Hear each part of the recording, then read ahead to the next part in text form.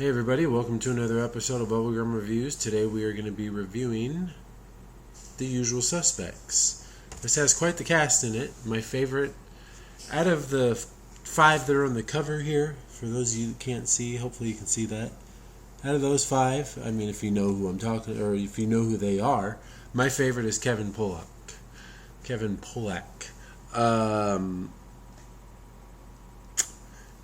As far as who did the best performance, Kevin Pollak, in my opinion, and Kevin Spacey. So the Kevins take the cake today. Kevin Spacey actually did such a good performance in this that this was probably one of my favorite movies with him in it because of how good his performance was. And I've seen quite a few of his movies.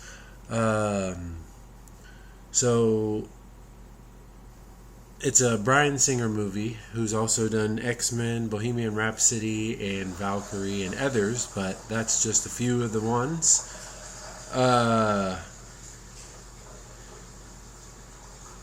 My downfall to this, not really downfall, but what didn't give me a 10 out of 10, Stephen Baldwin's performance I did not care for in this. And also, the first 45 to almost an hour of this movie, I was just like, I want to turn this off. I don't care for this. But I stuck it out, watched it, because my buddy told me it's a good movie, and I gave it the full shot, and I'm glad I did, because the ending brought it all together, and it was great. And the funny thing about it is, there's the movie called Wrongfully Accused. The ending to this movie is in Wrongfully Accused, and obviously that's like a slapstick with Leslie Nielsen, so if you ever watch Wrongfully Accused and this, and you can piece those two together, what part from that is in this, you're gonna love it, because that part in that movie is hilarious. And then when you see this, you're like, oh my gosh, it's from that too, or that part is what came from this movie. IMDb gave it an 8.5 out of 10. Rotten Tomatoes gave it an 89%. I give it a 7.5 out of 10. Dog Bones gave it a 3.5 out of 4.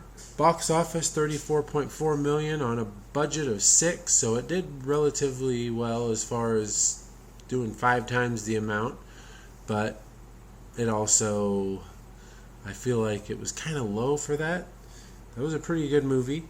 Won 2 Oscars. The interesting fact on this was Verbal Kint's role was always intended for Kevin Spacey. I am so glad that's the case, because he did a very good job in this role, and I'm kind of on the fence with Kevin Spacey as far as liking his movies and stuff. He's got some good ones, and he's also got some I didn't care fors. Other than that, I mean, yeah, this is a good movie. It's all I can recommend is watch the whole thing.